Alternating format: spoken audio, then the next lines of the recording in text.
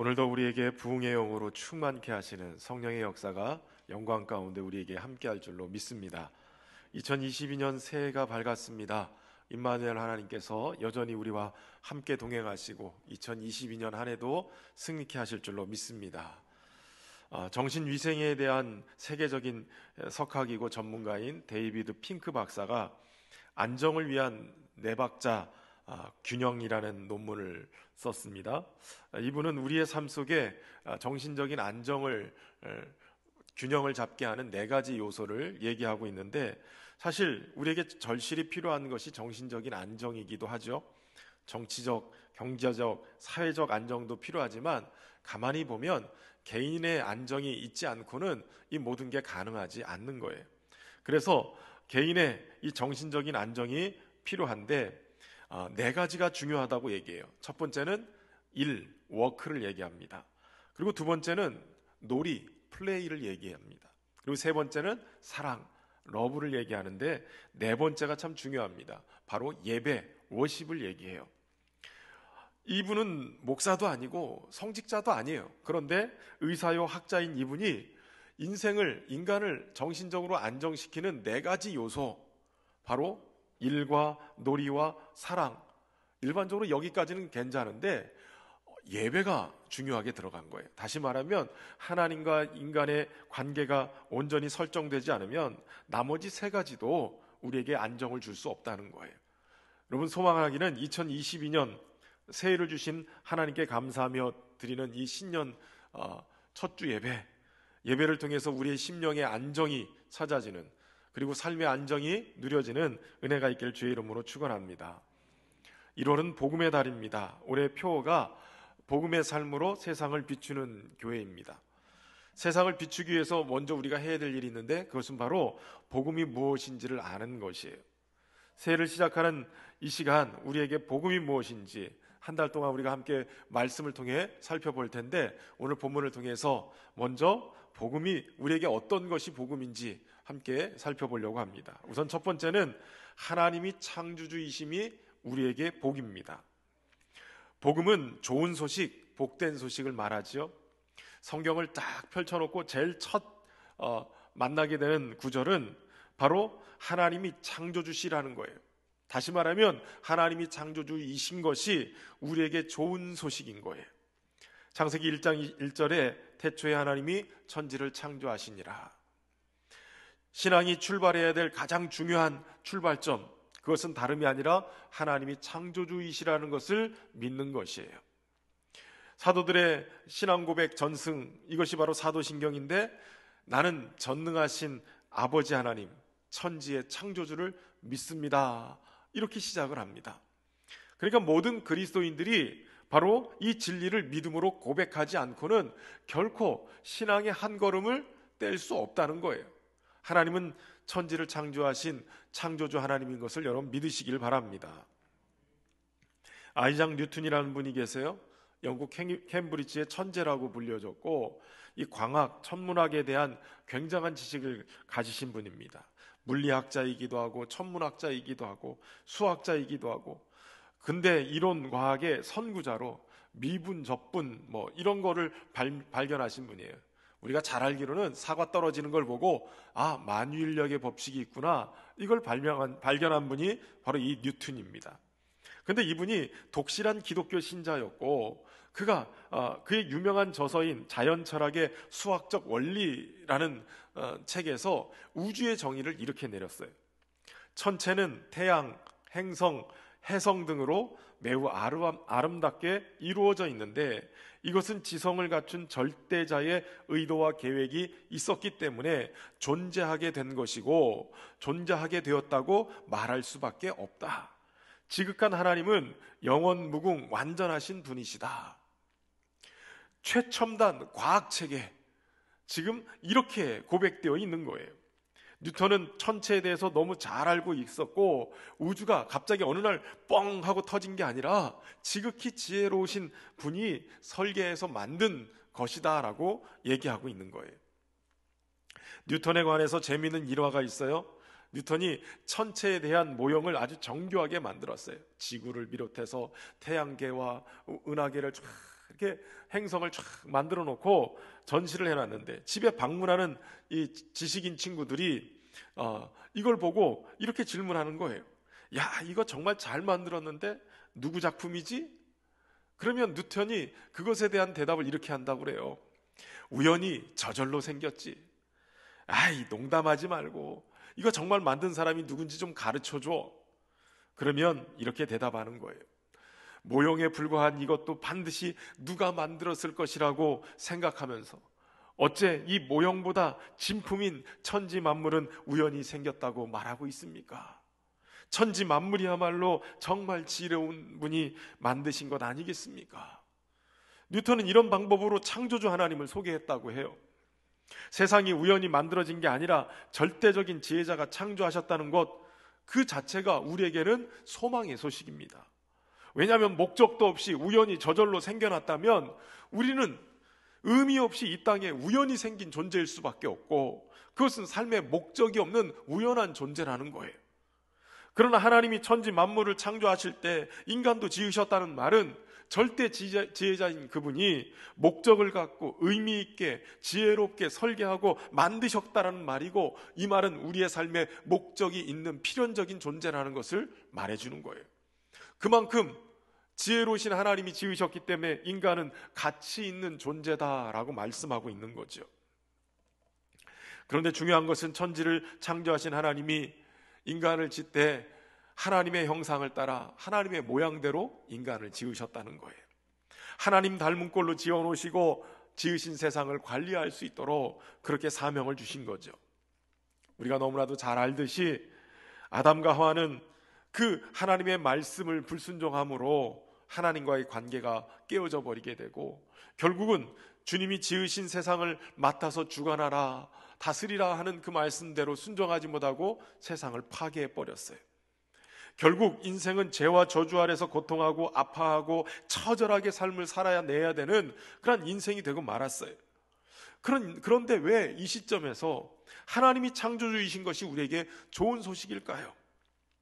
여러분, 그것은 그분이 만드신 분이기 때문에 죄로 인해서 어그러지고 고장난 우리의 인생을 고치실 수 있는 분이시라는 것이에요. 자동차 왕 포드에 관한 유명한 일화가 있습니다. 너무나도 유명해서 한 번쯤은 들어보셨을 거예요.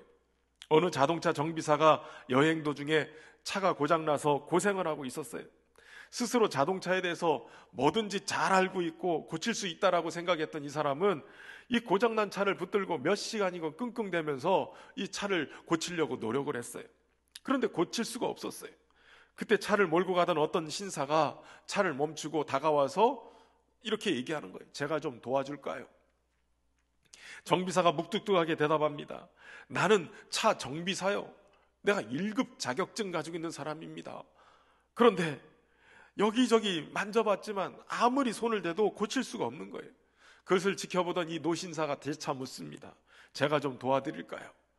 그러더니 차의 한 부분을 툭 하고 쳤는데 곧바로 시동이 걸렸다고 그러죠. 이 사람이 바로 이 차를 만든 헨리 포드라는 사람이었다는 거예요. 아무리 자동차 정비사가 차에 대해서 잘 알고 수리한다 할지라도 그 차를 만든 사람만큼 잘할 수는 없죠. 여러분, 하나님이 사람을 만드셨기 때문에 어떤 의학자나 생리학자보다 우리를 더 잘하시고 정통하신 거예요. 하나님이 창조주이시기 때문에 우리에 대해서 너무나도 잘 알고 계시는 거예요. 어디가 고장난 것인지, 무엇이 문제인지, 어떻게 하면 다시 일어설 수 있는지, 어디를 건드리면 힘을 낼 수 있는지, 창조주 하나님은 우리에 대해서 너무나도 잘 알고 계시다는 거예요. 아시는 하나님은 전능하신 창조주이시기 때문에 그분의 손이 우리의 인생에 어그러지고 고장난 것을 능히 고치실 수 있어요. 여러분, 이것이 성경이 우리에게 전해주는 복된 소식이에요. 병들고 고장났어도 어디가 원인인지 무엇이 문제인지 알지 못하면 고칠 수가 없어요. 아니, 안다 할지라도 능력이 없으면 해결될 수가 없어요. 그런데 하나님이 창조주이시며 잘하시는 분이시며 전능하신 분이기 때문에 아시는 그분이 고칠 수 있다라고 말씀하시는 거예요. 하나님은 우리의 고장난 인생의 치료자이시고 1급 정비사인 걸 여러분 믿으시길 바랍니다. 뿐만 아니라 창조의 말씀이신 예수 그리스도, 그분도 잘 고치시는 분이세요. 마가복음 1장 32절에 보면 이런 기록이 있어요. 저물어 해질 때에 모든 병자와 귀신 들린 자를 예수께 데려오니 온 동네가 그 문 앞에 모였더라. 예수께서 각종 병든 많은 사람을 고치시며 많은 귀신을 내쫓으시되 귀신이 자기를 알므로 그 말하는 것을 허락하지 아니하니라. 예수님은 많은 병자들 또 귀신들을 쫓아내시고 고치시고 온전케 회복하시는 그러한 분이셨던 거예요. 과거를 풀어줘야 오늘이라는 시간의 창에 불이 켜집니다. 과거의 상처들이 풀어지지 않고 고쳐지지 않으면 오늘로 나갈 수 없게 되어지는 거예요. 그런데 대부분의 상처는 우리의 기억 속에 굉장히 과대 포장이 되어 있어요. 사실 주님과 함께 과거의 그 상처로 나가면 실제로 이 상처는 우리를 그동안 발목 잡고 아프게 했지만 주님과 함께 다시 들여다보면 크게 두려워할 것도 아니에요. 왜냐하면 주님이 치료하실 수 있는 분이기 때문에.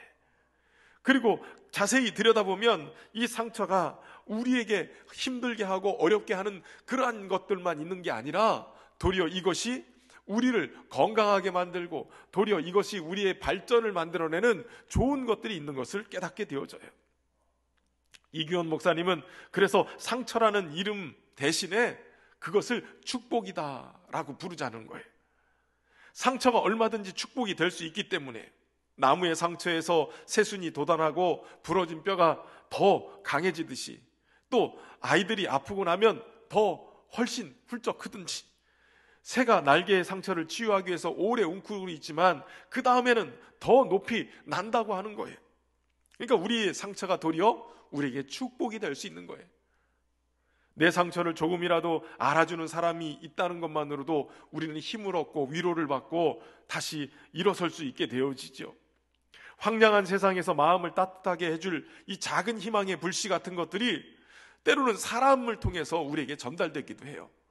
그런데 사람의 정만으로는 우리의 영혼의 목마름, 우리의 상처를 온전히 치유할 수 없어요. 오직 창조주이시며 치료자이신 하나님의 손길이 터치해야만 해결될 수 있는 거예요. 그래서 오늘 본문의 30절에 보면 주의 영을 보내어 그들을 창조하사 지면을 새롭게 하시나이다 라고 고백해요. 하나님은 주님의 영을 보내셔서 새롭게 하시고 온전케 창조하시는 거예요. 저와 여러분 예수 그리스도의 영이신 성령이, 하나님의 영이신 성령이 우리 안에 들어와 계시는 줄로 믿습니다. 믿는 자들에게 보내신 성령은 창조하시는 분이요 새롭게 하시는 분이세요. 특별히 오늘 본문의 10절부터 15절 말씀을 보면 하나님이 모든 동물을 돌보시며 먹이시는 것을 알 수 있어요. 하나님은 샘을 골짜기에서 솟아나게도 하시고 각종 들짐승을 마시게도 하시고 들나귀도 공중의 새들도 그 물가에 깃들이면서 해갈하고 풀도 채소도 자라게 하셔서 땅에서 먹을 것이 나게 하시고 심지어는 사람의 마음을 기쁘게 하는 포도주와 얼굴을 윤택하게 하는 기름 그리고 사람의 마음을 힘있게 하는 양식을 주시는 분이시다라고 얘기하세요. 이렇듯 하나님은 지으신 세상을 돌보시고 또 먹이시는 분이세요. 예수님은 그 하늘 하나님이 우리의 아버지시다라고 소개하고 있어요. 마태복음 6장 25절에 보면 그러므로 내가 너희에게 이르노니 목숨을 위하여 무엇을 먹을까 무엇을 마실까 몸을 위하여 무엇을 입을까 염려하지 말라. 목숨이 음식보다 중하지 아니하며 몸이 의복보다 중하지 아니하냐. 공중의 새를 보라. 심지도 않고 거두지도 않고 창고에 모아들이지도 아니하되 너희 하늘 아버지께서 기르시나니 너희는 이것들보다 귀하지 아니하냐. 30절에 이어서 이렇게 얘기합니다. 오늘 있다가 내일 아궁이에 던져지는 들풀도 하나님이 이렇게 입히시거든 하물며 너희일까 보냐. 믿음이 작은 자들아, 그러므로 염려하여 이르기를 무엇을 먹을까 무엇을 마실까 무엇을 입을까 하지 말라. 이는 다 이방인들이 구하는 것이라. 너희 하늘 아버지께서 이 모든 것이 너희에게 있어야 할 줄을 아시느니라. 올 한 해 하늘 아버지께서 우리에게 있어야 할 것을 아시고 공급하실 줄로 믿습니다. 이것을 믿고 먼저 그의 나라와 그의 의를 구하면 이 모든 것을 더하시는 역사가 있을 줄로 믿습니다. 저와 여러분이 그 은혜를 누리며 살 수 있기를 주의 이름으로 축원합니다. 두 번째, 주께서 옷을 입은 같이 우리도 옷을 입어야 합니다. 오늘 본문에서 시인은 1절 말씀에 이렇게 고백해요. 내 영혼아 여호와를 송축하라. 여호와 나의 하나님이여 주는 심히 위대하시며 존귀와 권위로 옷 입으셨나이다. 하나님이, 창조주 하나님이 심히 위대하시기 때문에 옷을 입는데 존귀와 권위로 옷을 입으셨다라고 얘기해요. 예전에 새해가 되면 어머니께서 저희 삼형제를 데리고 시장에 가서, 그래서 새 옷을이나 또 신발을 딱 장만해서 새해 첫날 이걸 입고 세배도 드리고 또 동네도 돌아다니게 만드셨어요. 이걸 설빔이라고 그래요. 설빔. 이 설빔은 새해를 맞이해서 첫날 이 아침에 새 것으로 갈아입는 옷을 얘기하는데, 묵은 것을 다 떨고 버리고 새 출발한다는 그 의미를 가지고 있어요. 그래서 새해를 맞이하는 이 기쁨이 새 옷으로 표현되는 거예요. 남녀노소 빈부귀천 없이 살림 형편에 따라서 각 가정에서 가을부터 옷감을 떼다가 예전에는 직접 옷을 만들어서 색동 저고리도 입히고 또 두루마기도 만들어서 그래가지고 새 옷을 입고 또 차례도 지내고 또 가서 세배도 하고 그랬던 이 풍습이 이어져 내려온 거예요. 저 어렸을 때는 바로 이 시장에 가서 그래도 그냥 새 옷을 입고 신발도 새 거 사고 그러는 거예요. 제가 기억을 떠올려 보면 세배를 드리고 동네로 나가는 거예요. 그러면 동네 애들이 다 모입니다. 나는 나이컷 신었는데 넌 뭐냐? 뭐 이러면서 신발도 자랑하고 옷도 자랑하고 그러면서 서로 막 새 옷 입었다고 자랑하는 거예요. 아이들이 가장 기다리는 그러한 시간이 설빔을 입고 다니는 시간이죠. 오늘날은 어떤지 모르겠어요. 오늘날은 아이들 설빔을 입고 막 이렇게 나오는지 요즘은 하도 뭐 잘 살고 있기 때문에 그래서 저도 설빔은 아니지만 그래도 제일 비싼 양복 입고 왔어요 오늘. 보이지는 않지만 여러분, 그런데 놀라운 것은 주께서 입으시는 옷이 바로 오늘 주님께서 창조하신 세상이다 라고 얘기하고 있어요.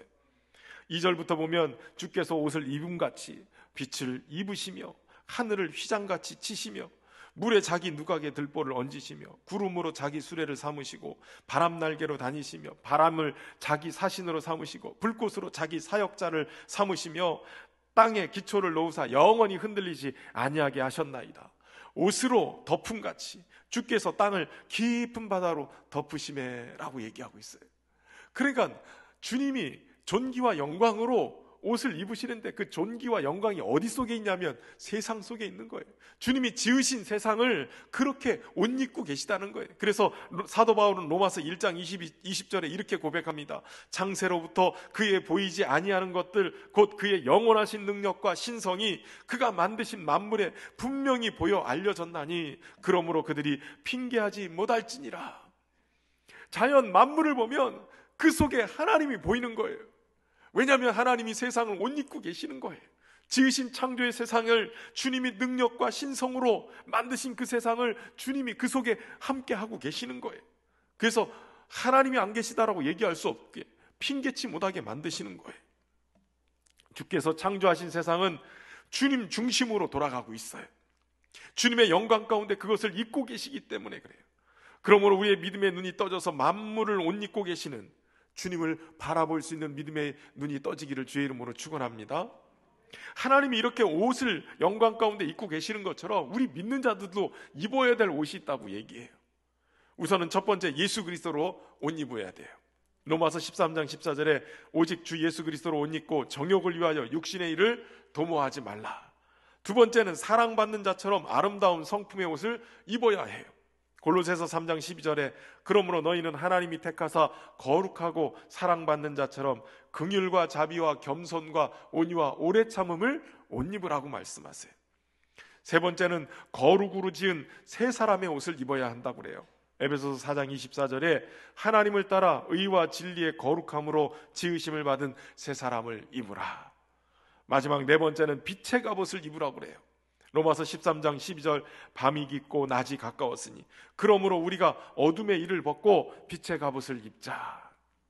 이렇게 주 예수 그리스도 안에서 우리는 새 사람이 되어서 그리스도로 옷 입고 또 주님 닮은 성품과 그리고 빛의 갑옷을 입고 살아가는 거예요. 하나님이 그러하셨듯이 세상의 중심이신 예수 그리스도를 바라보면서 오늘도 우리가 그렇게 살아가야 되는 것이죠. 이재철 목사님의 회복의 신앙이라는 책에 보면 이런 예화가 나옵니다. 1598년 정유재란 때 일본으로 끌려간 심당길이라는 분의 14대 후손으로 갖은 고생을 하면서도 세계적인 도자기 사스마야 악기를 일궈낸 이 심수관 씨가 한국에 와서 강연을 했다고 그래요. 그런데 사실 우리나라 도자기가 굉장히 귀하기 때문에 일본이 침략해서 많은 도자기공들을 이렇게 끌고 갔어요. 그래서 일본에 사실은 도자기는 우리나라 조선 도자기공들이 일궈낸 그런 놀라운 업적이에요. 그런데 이 심수관 씨가 이런 얘기를 하는 거예요. 그가 초등학교 입학식을 마치고 돌아오니까 아버지가 작업실로 부르더라는 거예요.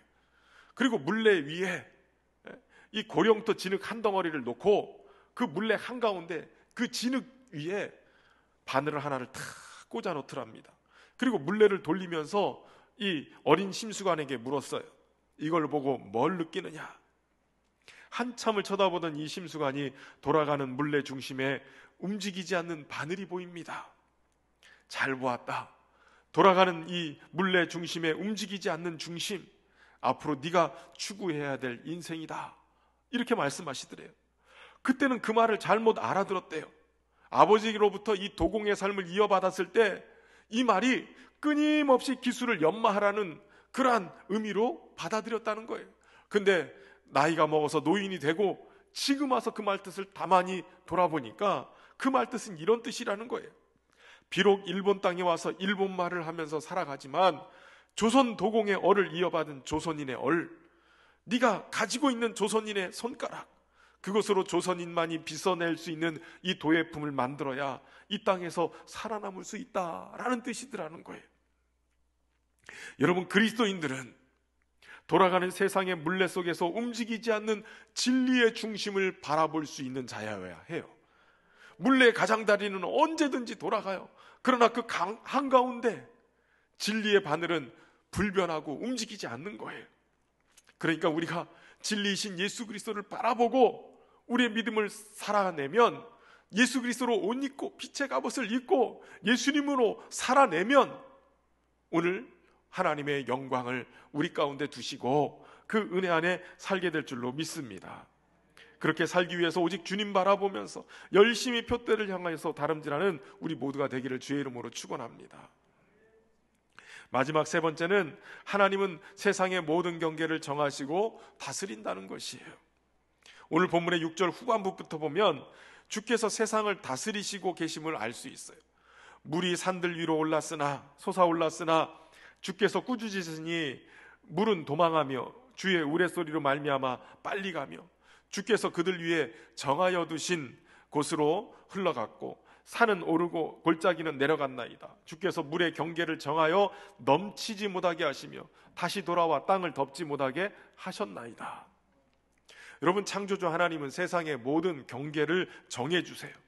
혹시라도 물이 산들 위로 솟아오르면 꾸짖어 버리시고 그들 위에서 정하신 곳으로 흘러가게 만드셨다는 거예요. 여러분, 가끔 우리가 원치 않게 뒤틀린 세상에서 창조의 질서를 어긋나서 경계를 넘어오는 그러한 황당한 상황들, 황망한 일들이 벌어질 때가 있어요. 그런데 주님이 꾸짖으신대요. 넘치지 못하도록 정하시고 다스려 주신다는 거예요. 하루는 예수님이 제자들과 함께 배에 올라서 호수 저 건너편으로 건너가자 하시고 배를 타고 나가십니다. 얼마나 피곤하셨든지 가시다가 중간에 고물에서 주무시는데 깊이 주무시는 거예요. 마침 광풍이 호수 아래로 확 내리쳐서 갑자기 배에 막 물이 가득 잠기게 되어져서 위태한 상황이 됩니다. 그때 제자들이 예수님을 깨우게 돼요. 누가복음 8장에 제자들이 나와 깨워 이르되 주여 주여 우리가 죽겠나이다. 예수께서 잠이 깨서 바람과 물결을 꾸짖으시니 이에 그쳐 잔잔하여지더라. 제자들에게 이르되 너희 믿음이 어디 있느냐 하시니 그들이 두려워하고 놀랍게 여겨 서로 말하되 그가 누구이기에 바람과 물을 명함에 순종하는가 하더라. 그가 누구이길래 바람과 물을 명했는데 순종하는가? 여러분, 예수님이 누구세요? 예수님이 바로 바람과 물을 꾸짖어서 잠잠케 하실 수 있는 창조주 하나님이신 거예요. 예수님은 우리의 인생에 부는 미친 바람을 꾸짖어 잠잠케 하시는 하나님의 아들이신 거예요. 그분이 우리의 구주세요. 창조주 하나님을 아버지로 모시고 창조의 말씀이시자 세상을 꾸짖을 수 있는 권세를 가지신 예수님을 우리의 구주로 삼고 살아가면 바로 이러한 복이 우리 안에 임하게 될 줄로 믿습니다. 그분이 나와 상관이 있다는 것 자체가 귀하고 복 있는 것이에요. 저와 여러분이 이것을 잊지 않고 올 한 해 누리며 살 수 있기를 주의 이름으로 축원합니다. 저희 아내가 좋아하는 노래여서 저도 한 번씩 듣게 되는 노래가 있어요. 정인이라는 가수가 부른 오르막길이라는 노래인데요, 원래는 가수 윤종신 씨가 부른 건데 노래는 정인 씨가 더 잘하는 것 같아요.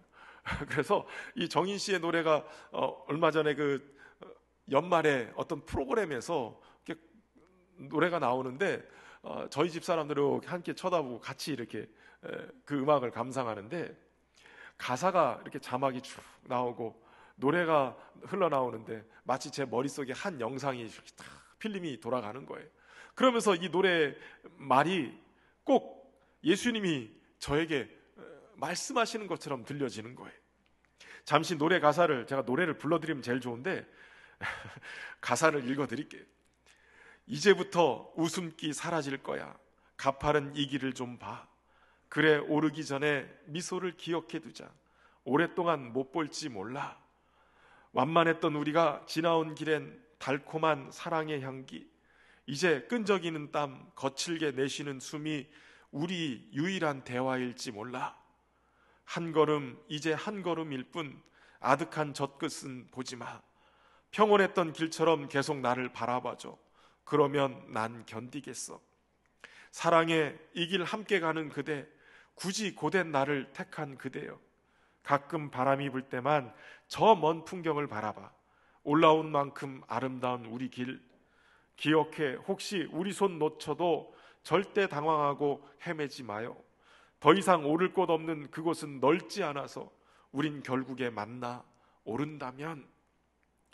여러분, 저는 이 가사에 특별히 주님이 주시는 말씀처럼 느껴졌던 부분이 뭐냐면, 사랑해, 이 길 함께하는 그대, 굳이 고된 나를 택한 그대여.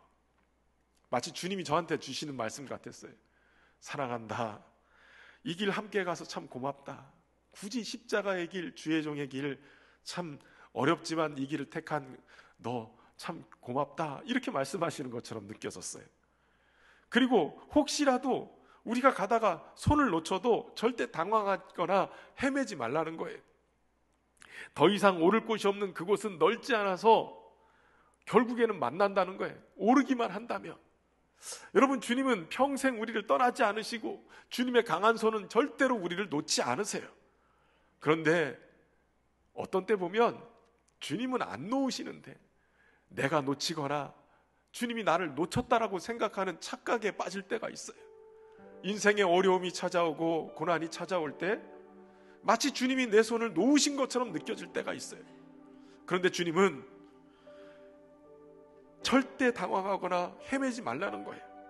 결국 오르기만 하면, 표대를 향해서, 주님을 향해서 계속 이 걸음을 한 걸음 한 걸음 오르막길을 오르다 보면 결국에는 만나게 된다는 거예요.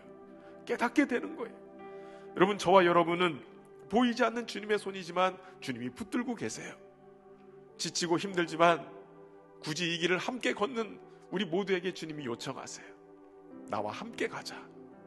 그리고 포기하지 않고 오르면 내가 너를 다시 만날 거야.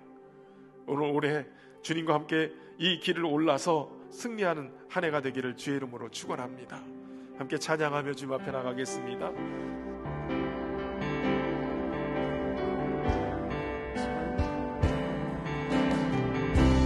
창조의 아버지, 그 섭리고 일상 택하신 세대 일으키려 이 땅을 고치소서. 주의 크신 능력 만물이 사모하니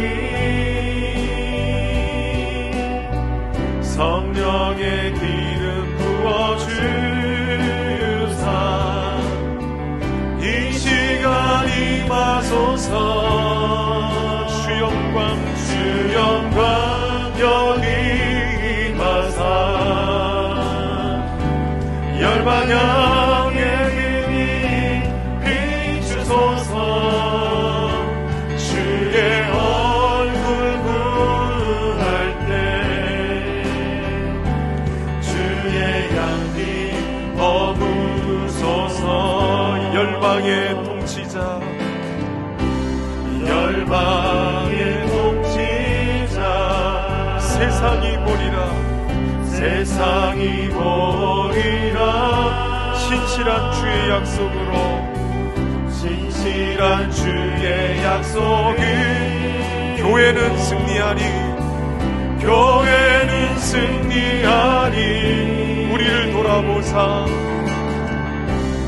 우리를 돌아보사 강건케 하소서 강건케 하소서. 연약함 모두 벗어지리고 연약함 모두 벗어지리고 승리케 하옵소서 승리케 하옵소서. 아멘. 주 영광 여기 임하사 열방향에 빛이 비추소서. 주의 얼굴 구할 때 주의 향기 머무소서. 이 시간 우리 말씀 의지하면서 함께 기도했으면 좋겠습니다. 하나님, 우리의 창조주이신 전능하신 하나님, 우리를 새롭게 하여 주시고 우리의 모든 상처와 아픔을 고쳐주시고 오직 그리스도로 옷 입고 주님을 향해 다름질할 수 있는 그러한 믿음의 삶을 살게 인도하여 주옵소서. 우리를 새롭게 해서 승리케 하여 주옵소서. 우리 합심해서 함께 기도하며 나가겠습니다. 참 좋으신 아버지, 오늘도 주님의 말씀을 통하여 우리에게 창조주 하나님이 아버지심을 깨닫게 하시고 보게 하시니 감사합니다. 오늘도 주의 영을 보내셔서 우리를 새롭게 하시고 인도하시는 하나님, 창조의 능력으로 충만케 하시고 주님을 바라보게 하셔서 오늘도 승리케 하시는 주님의 은혜 되게 있도록 인도하여 주옵소서. 우리의 연약함이 모습 모르는 하나님 교회가 승리하시고 하나님 성령으로 충만케 하시고 주님으로 옷 입고 살아가는 우리 모두가 되게 하여 주옵소서. 우리의 오늘 밤일이 어렵더라도 주님과 함께 한 걸음 한 걸음 오르고 도우시고 인도하여 아버지, 승리케 하실 줄로 믿습니다. 주님 바라보며 승리하는 은혜가 있도록 인도하여 주시옵소서. 참 좋으신 하나님, 창조의 하나님, 전능의 아버지, 우리의 하나님이신 줄로 믿습니다.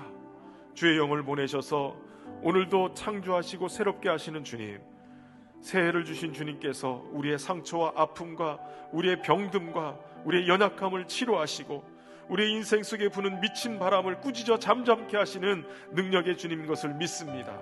오늘 주님과 함께 동행하며 우리의 인생 속에 펼쳐지는 오르막길이라 할지라도 포기하지 아니하고 주님과 함께 오르게 하시고 승리케 하여 주옵소서. 함께 하실 주님을 기대하고 예수님의 이름으로 기도하옵나이다. 아멘.